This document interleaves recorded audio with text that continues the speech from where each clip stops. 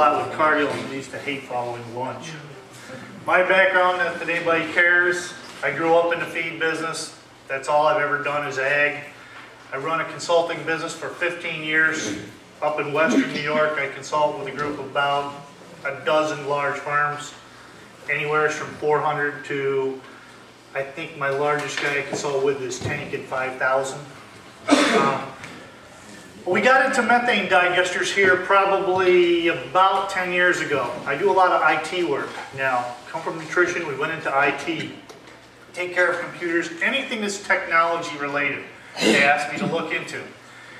And so we dove into this methane, which a lot of people seem to know a little bit about methane. Does everybody kind of know what a methane digester is? No? Yes? Not a clue. Really? How many people don't know what a methane digester is? Not idea. Okay. Okay, we're gonna, this program has got to be completely altered here. We're gonna go backwards quite a bit. See if we can. Okay. Methane digesters have gotten a lot of buzz lately. A lot of people are talking about methane digesters. Methane digesters take manure or food products, and those products kind of like ferment over time, and they produce gas. Just like you're probably all trying to retain your methane production right now.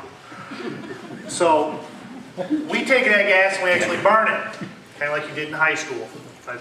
Putting a match behind it.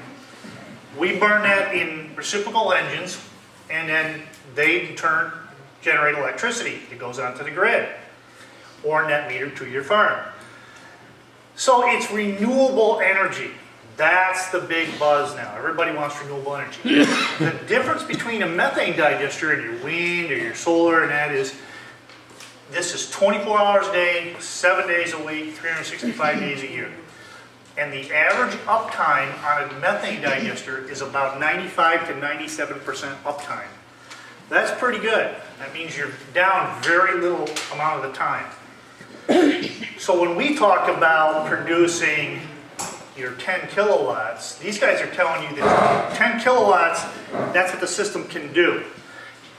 On a wind, it's about 30% of the time. So the systems that I'm involved with produce anywhere from 300 kilowatts constantly to 1 megawatt or 1,000,000 watts on a constant basis.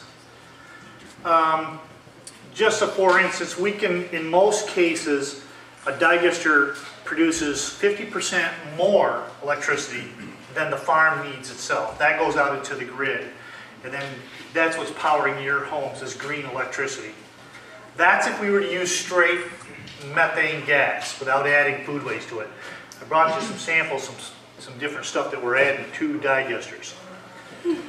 Now, as a farmer has a whole different premise for getting into a methane digester than the average person and their whole big buzz what people want. The president, everybody wants to talk about reducing our energy dependence on foreign oil or burning coal and those kind of things. Nobody wants a nuke plant in their backyard. Trees take too long to grow, so we don't want to burn trees. A lot of our plants now are using chipped wood to reduce electricity. People think of green too. There's methane digesters reduce the amount of emissions that would come off of a lagoon going to the air, making it better for our environment.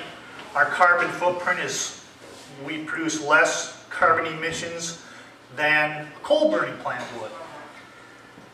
We reduce the odors on farms. A lot of people don't like the smell of a big farm when you go past them. When you send this to the methane digestion system, you virtually take away almost all the odor. And lastly, the other part that looks green to a big farm is the nutrients that come out of manure on a typical basis are organic. If you spread organic fertilizer on a growing plant, you have a tendency to burn it. The nitrogen will burn the plant. So you got to be careful how much manure you can put on a growing plant. When it goes to a methane digester, it's changed to an inorganic form, which makes the plant much more able to absorb the nutrients that are there, the nitrogen, the phosphorus, and the potash. So it actually is better for the growing plant, better for the environment. We can get an increased yield because we're able to absorb more of it. So when you think of green, there's all these things that go in green that really sound good. But to a farm, that's not usually the main reason why they go into it. Most of our farms are looking at lowering their cost of production. There's no money in making milk. It's very difficult. The government's got its hands in everything, and it's one of the few businesses that you don't set the price of your end product. It's dictated for you. That's not a good business model if you're in business. So the farm, we go through a model that looks and evaluates what is our return on investment. Now these systems that we typically do are not cheap, but that's kind of immaterial in the way that we look at things. These systems will run between $1 and $3 million a piece, but they have a return on investment of about 5 to 7 years as a typical situation. Kind of the old, it takes money to make money situation. Here's some numbers from an average farm. Farm electricity, we look at everything at a cow per year basis, then we can break that out as to how much it costs in 100 pounds of milk. The electricity costs about $60 to $100 for every cow that's in that barn per year. Because we sell excess electricity onto the grid, that can bring in about $20 a cow a year. It costs money to bed those cows to keep them comfortable. Most guys using sawdust or sand or something like that would spend about $60 to $100. When it goes to a methane digester, it cooks it to 101 degrees for 21 days during the process of going through this digestion. That kills all the bacteria that were in this manure, 99.7% kill in most cases. So therefore, what's coming out the back end of the digester looks kind of like what went in the front, just the solids are broke down a little more. We send it through a squeezer, take the solid portion out of it. It's much drier, makes like a fluffy stuff. We use that for bedding for the cow. So now we've saved the trees. We don't have to use sawdust anymore. And the cow is much happier having that for bedding. So that saves us money. Generally, we have excess solids to sell because the cow's constantly eating more stuff. So we'll sell solids to a neighboring farm. That'll bring in a little money. We use a hot water recovery system. Because we're using reciprocal engines, they generate a lot of heat. We use a jacket around the exhaust, capture the hot water then off the motor. That's what heats the digester to 101 degrees, the hot water running through the manure. And then the hot water then can go back and help heat the water in the milk house. That lowers our cost, generally about 10 bucks a cow.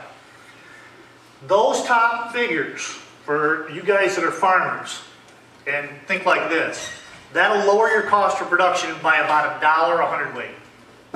So regardless what the price of milk is, that lowers your cost of production by $1 a hundredweight.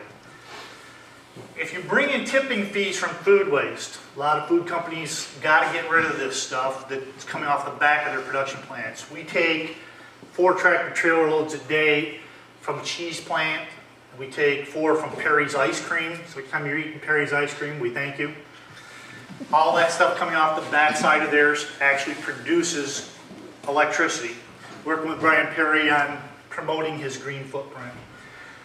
They're willing to pay to get this in. Therefore, that food waste is quite a bit stronger than manure. But it's also like balancing a diet. You don't want too much fat, you don't want too much carbohydrates. Just like your own diet, you've got to kind of balance that.